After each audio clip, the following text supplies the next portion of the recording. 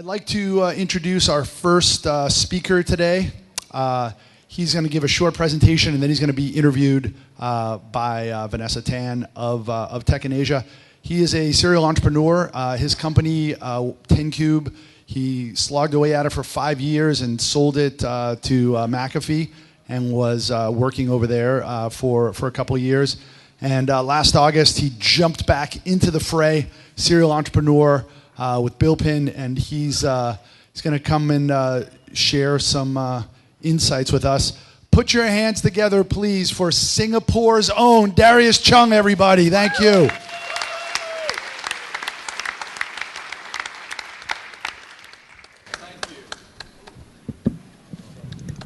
Thank you. Good. Well, isn't it great to have such a great MC? Is everybody awake now? Good morning. Thanks for being here. I'm very excited. This is home for me here in Singapore to welcome so many guests from overseas. I'm very excited to give this presentation to you. My name is Darius. My name is Darius. I started a company called tenCube, better known as Wave Secure. It's a Singapore-based company. It was acquired 2 years ago.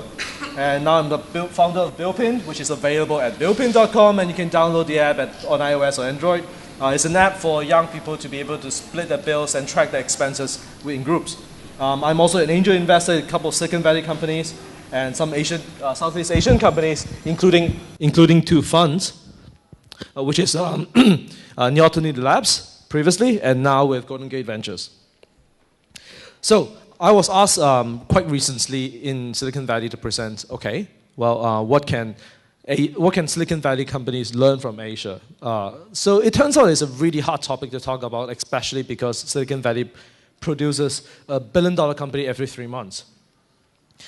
So how can Asia be interesting? So I thought, okay, maybe there was at least one thing that the Americans know about Singapore, right? So Asia is great for tax evasion, right?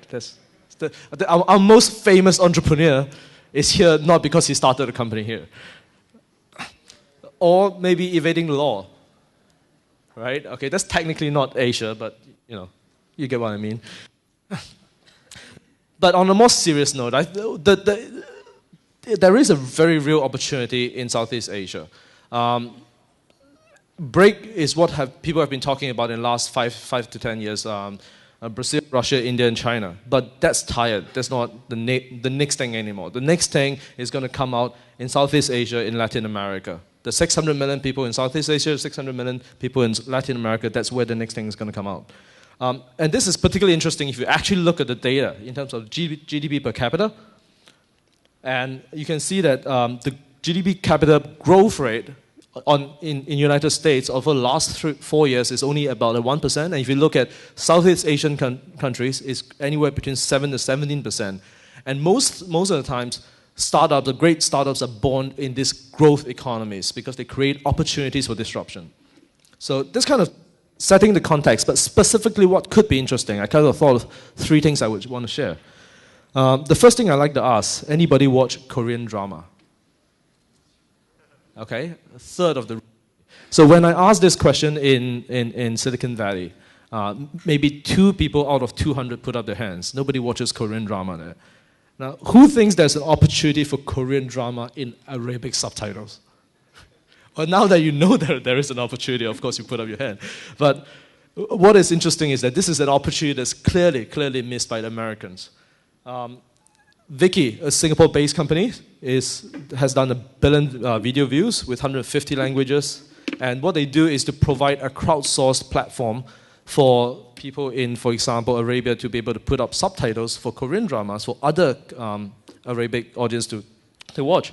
We were lucky at Untitled Labs to be early investors in them, and they go on to raise, I think, $20+ million from tier 1 VCs. They're doing very well. There's probably a company that's going to hit at least 9-digit exit.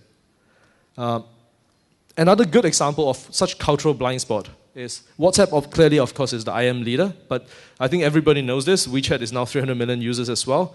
More importantly, 100 million of those is added in the last 4 months. This is actually my own screenshot. So what is interesting is particularly in a lot of countries where people don't like to type, voice is such a great alternative, right? And of course, Line from Naver Japan is created all these animated, very cute things, different demographics, and more importantly, with that they created a business model that's much more interesting, which is they're selling stickers, and they're selling maybe $2 million worth of stickers every month in sales. So this is kind of interesting, and this is not just opportunity for large companies as well. All of these are large companies, and of course you have Kakao, which is 80 million users. I think we're going to see him in this Startup Asia. We have Taiwan's QB, which added 5 million users in 10 months. So these are opportunities you can create because of cultural differences that bigger players, incumbents, may have missed. Another good example, this one I love this, Otaku out of Japan. So they made this app, which is Instagram with manga. So you can turn your pictures into manga-like photos, right? And it's so obvious, it's so brilliant the moment you thought about it. There's a huge fan base of manga worldwide. This is clearly something that all of like the 300 photo companies in Silicon Valley missed, and it came out of Japan, which should be obvious in hindsight. This is another example from India. Shadi.com, they probably do about $30 million revenue per year. It's a marriage site. There are a lot of people who do dating and marriage sites, but what they got right was the Indian culture.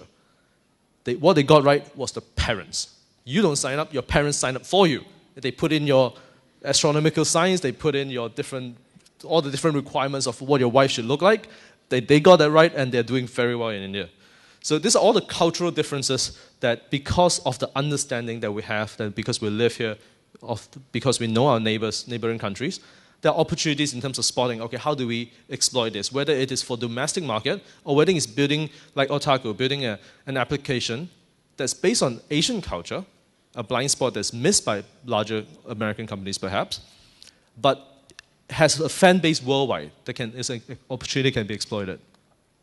So another, second part of the opportunity is, I thought there were emergence of a class of companies that are building, especially software companies, head-to-head competing with Silicon Valley, and they're building for the world. So a company I typically like to cite is Sopim. So they're a live chat company. You go to this website, and you can, actually if you go to Startup Asia's website, they have this as well. This little chat bubble, you click open, you can chat with people. And they are doing very well, and they have 70,000 customers worldwide. They do 1.4 billion page views per month across the customers. And they are actually probably the #1 live chat company in the world now. So they started off very slow in the first few years, competing with their Y Combinator equivalents called Olak. But by now they've overtaken. And really the key is they started off when they start off slow and conservative, they really build up a great product, and by now they're probably the best product in the world for this category. We did in Wave Secure the same thing. We had our initial distribution in Asia, but eventually most of our growth, most of our customers, 70% of our business was from US. Another good example is Referral Candy, who's also a sponsor today. Their customers are some of the biggest listed company in US, and some of the famous companies like 99 Design. They provide a referral program, and again, they're one of the best in the world for this, despite that they are built into a small country in Singapore. They plug into all the worldwide platforms like Magento or Shopify and Etsy. So I was thinking about this. Why is there this emergence of this class of companies? What is it that enabled them to come up now and not before? And I think some of the keywords that come out is that if you, as an entrepreneur, I think there's opportunity if you can build a company that can rely on online distribution, that's very low touch, that doesn't require you to go meet the person and shake his hand to sell a product. Especially if it's cultural and location agnostic. I think one of the key things to focus on is also growth. How do you grow your customer base and grow your customer base, whether it's viral and other kind of effects, to build a highly scalable product. So with a small team. So with that kind of backdrop in mind, I go look at companies. What could, for example, a country like Singapore produce? I found no reason why Singapore could not produce a company like Skype, which was, of course, as you know, founded in Estonia, a country not much bigger than Singapore, right? There's no reason why we cannot provide billion-dollar companies. Each one of these are billion-dollar companies. Okay, so why Singapore cannot produce billion-dollar software companies like one of these guys? And I thought what made the difference maybe is the mindset behind that entrepreneurs need to think big, maybe more important than thinking big is to get good at what they do. So a lot of these guys are really, really good at what they do. They're probably the world's expert in their domain actually by now. And really go global early and target audience worldwide. And we're not that far off as well. I mean, even nearby in New Zealand, we have Xero, which is a $1 billion company now. So the third category, I'm rushing through my content a little bit. The third category is to go back to basics, which is the basic things that people need to buy online, e-commerce and other kind of web companies. So every one of this on the left side is a US company that's at least $1 billion in market cap, in some cases hundreds of billions of dollars. And they all have their kind of equivalents here in Southeast Asia. And if you take Singapore as an e-commerce market, which is $2 billion versus US $220 billion, their equivalent of that, which is about 100 times less in the valuation. But they are equivalents of their dominant players. But there's also a large category of companies that are in the US that has no clear leader in this area yet. Unfortunately, I wouldn't have time to be able to present all of the Southeast Asian countries, just taking Singapore as an example, right? But even companies like as old as Ticketmaster or 1-800-Flowers, there's no clear leader for who the site to buy flowers in Singapore is. Or the newer companies like Fab.com or Check or Shoedazzle. So I think there's definitely a great growing opportunity for e-commerce companies in Southeast Asia. This is one area that at Golden Gate we focus as well on e-commerce. But you might argue, so it's so small, right? It's only 1/100th of the size of a US market. Why would we want to spend so much time and effort building in this market? And the answer is this, is growth. So US has 70% adoption rate in e-commerce. And if you take Indonesia as an example, right now it's only 6.5%. On average, people are spending about $250 versus $1,000 in the US. It's only $1 billion now. But what is interesting is what will happen in the next 5 to 10 years. That 6.5% is going up to 10, 15, 25, 30, 40, and the market size will dramatically change. And that momentum creates opportunity for new companies to emerge and capture opportunities. And I think that's why it is actually more interesting than some of the more mature markets. Another way of looking at this is over time. Amazon and eBay was founded almost 20 years ago in 94, 95. Back then, the e-commerce market is less than $1 billion in the US. Now, it took them about 20 years to get to where they are today. Amazon did about $60 billion in sale and is worth $120 billion in market cap.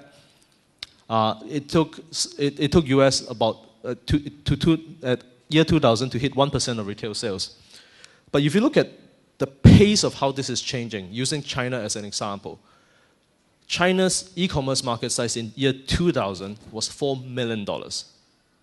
Not B, but M, $4 million. Right? And Alibaba was started even before that, in 1999. And Taobao was founded in 2003 as part of Alibaba. And it took them only 10 years to hit $170 billion in sales, and now it's a company is probably worth $100 billion with just Taobao alone. So it took China a lot less time than US did to grow to that kind of size of substance. Now, if you compare it to Indonesia, which is $1 billion in e-commerce market size right now, and about 1% in retail sales being done online, we're kind of at the beginning of what could be the emergence of Amazon. You might be looking at today in this room that the investors who have already invested in what would be the Amazon of Southeast Asia 15 years later, or maybe even 10 years later, maybe not even that long. So this is kind of what is interesting in terms of its momentum.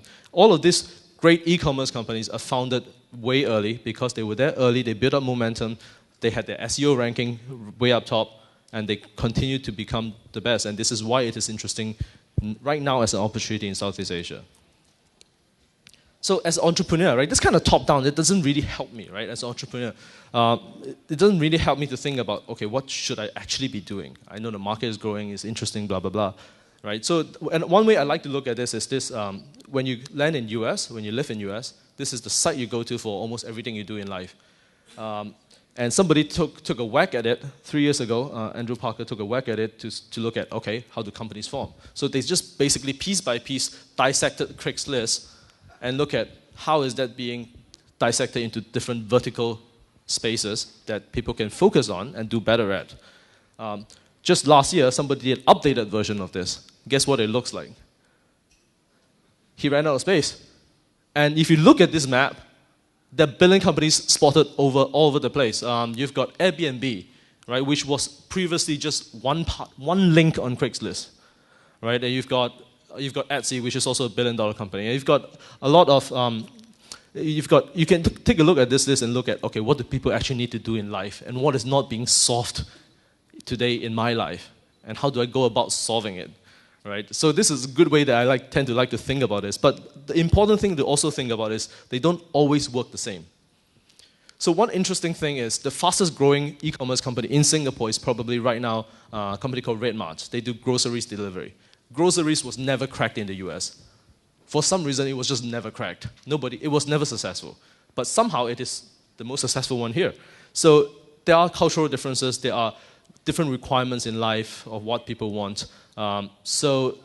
Taking that into account, taking that into consideration, I think this is one good way to go about thinking about the opportunities around.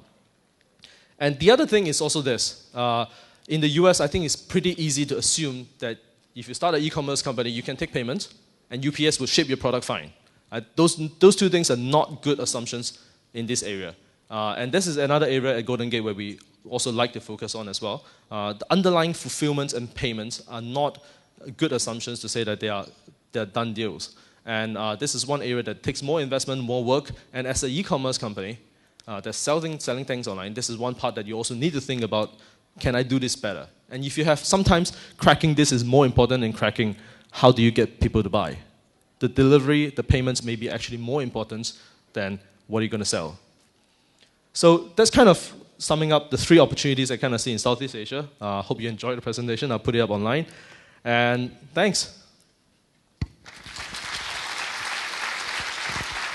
Nicely done, Darius. That's excellent. I think I've seen YouPorn and GitHub in the same list before another time, but isn't it brilliant? Somebody actually going to do the GitHub for porn. I think that might be the next person in this room. I don't know, but excellent way to really frame the whole Asia West thing. And I think there's definitely going to be a lot of billion-dollar companies coming out of Asia in the next decade. That's definitely the next wave. So, digging deeper, we're going to introduce Vanessa Tan, everybody, Tech in Asia's own, coming to interview Darius one-on-one. Thank you.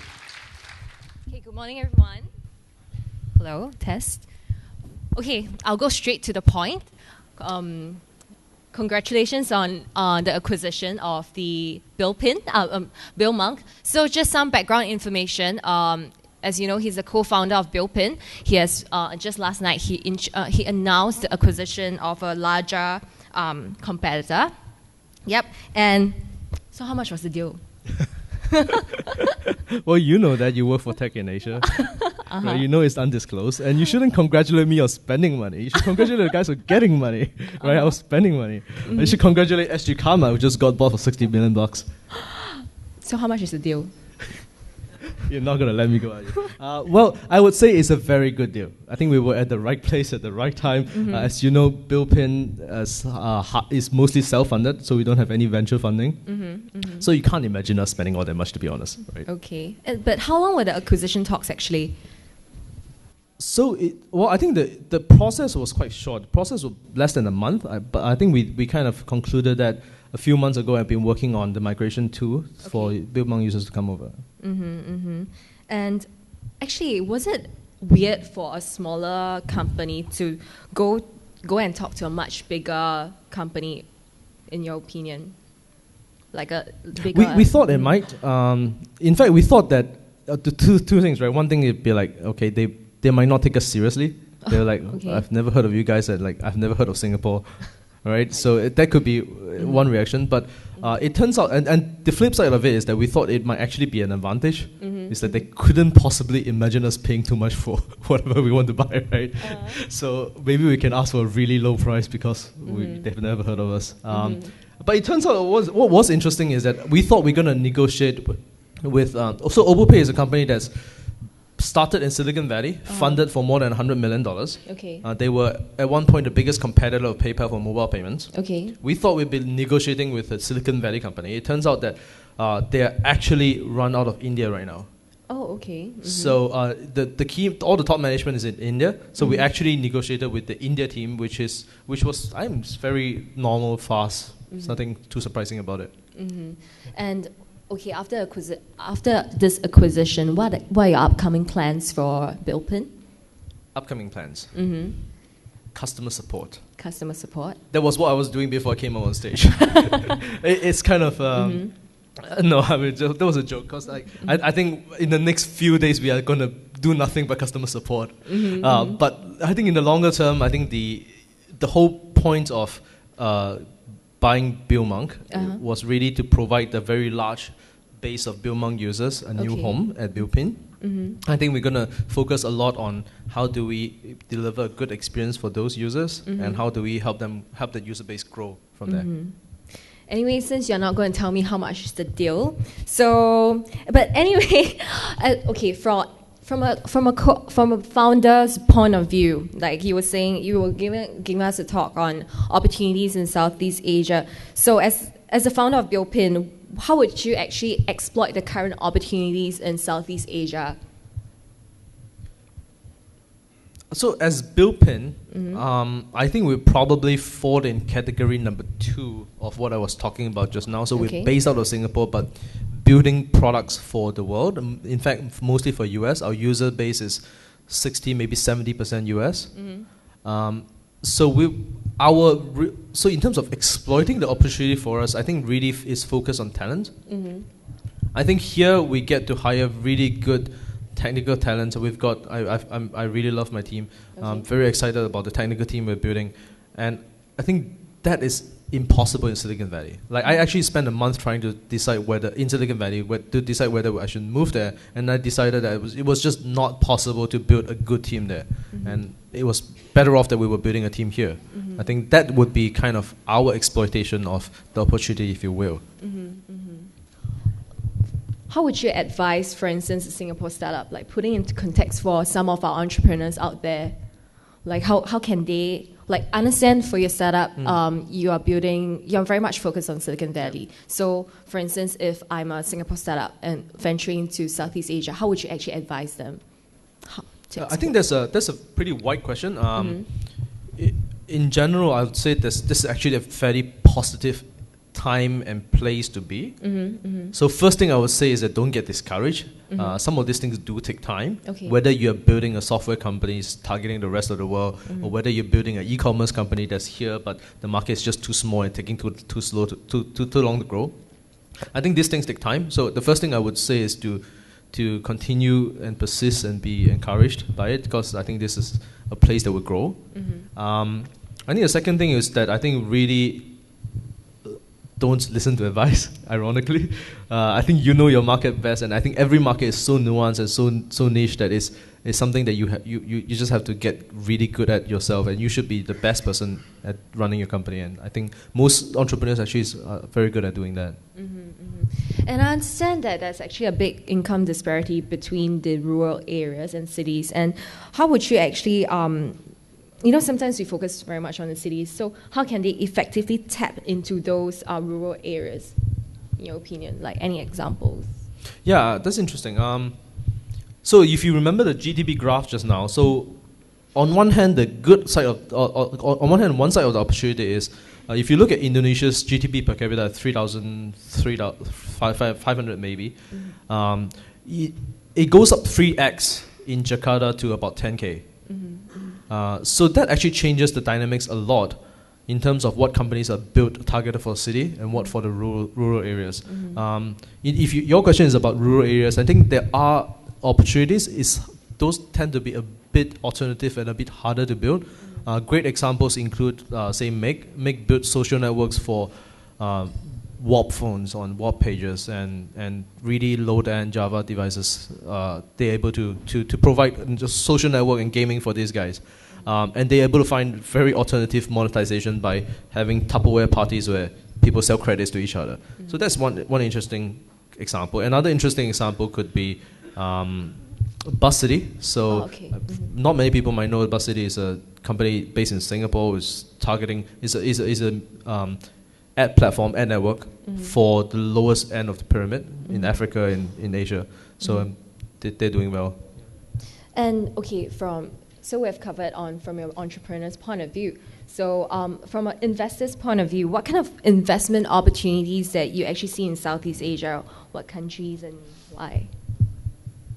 I think personally or as part of Golden Gate Ventures, slightly different. I think Golden Gate Ventures has thesis in e-commerce and its growth in Southeast Asia, and we focus on that being one part of it. We also really like payments and other fintech companies like remittance and so on. I think there's great opportunities there. So I think that would be where we as an investment firm focus on. Personally, I think I'm more interested. I would love to see a $1 billion company built out of Singapore. So I think that I haven't found one that can get there yet, but I would love to see that. So.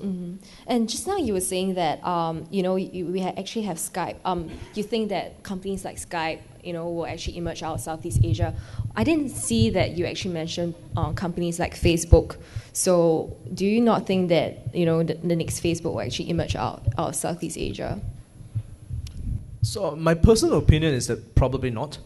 Why not? Facebook would probably only come out of Silicon Valley or US because I think it's qualitatively different in terms of what Facebook requires in its DNA to build a company like Facebook, right? So Facebook started off with very social, focus on campuses, with a large domestic market in the US to grow before they even became an international.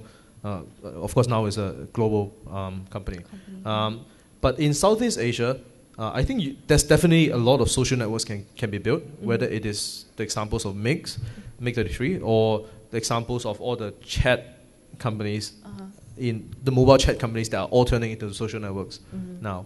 I think, but will they become a global dominant standard? I think that's going to be hard to see that happening. And do you think?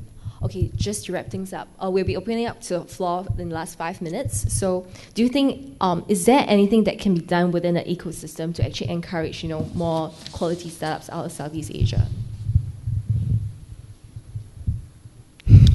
Interesting question. It's often a loaded question because it's often depending on who's asking. So within this audience, I would say, and I think I'm encouraged by this, that the entrepreneurs who are having exits come back to either do it again or mentor and invest in new startups. Like and we're starting to see that. I'm much less successful, to be honest, than a lot of the companies that have been built in Singapore. A lot of them are in hiding. I want them to come back out. So that's what I would say in terms of that. Yeah. And we'll be opening up the questions to the floor. Any takers? Yep. Yes, sir.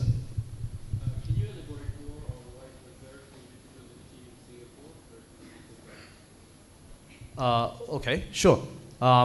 Average salary in Silicon Valley, 100 grand for an engineer with 2 years experience. So that's one fact, right? The kind of burn rate is completely different. Second point, there is, so I think the second point is also in terms of the longevity of a company. People here are more loyal. I just have to put it bluntly, right? People here are more loyal. They join the company, they stick with the company, they don't have Twitter poaching them with a 150K offer every 3 months. So you get a better team here. I truly believe in that. That's at least what I can tell in Singapore's context. And depending on what you do, there are different spots of opportunity as well. Say if you're a gaming company, Bandung in Indonesia has a great creative talents. That's probably one of the top in the world, right? So you can find different kind of talents depending on what you're doing. Next question. No. Okay. Yeah, I think. We're good? Okay. Well, thank you. Thanks for spending time. Thank you.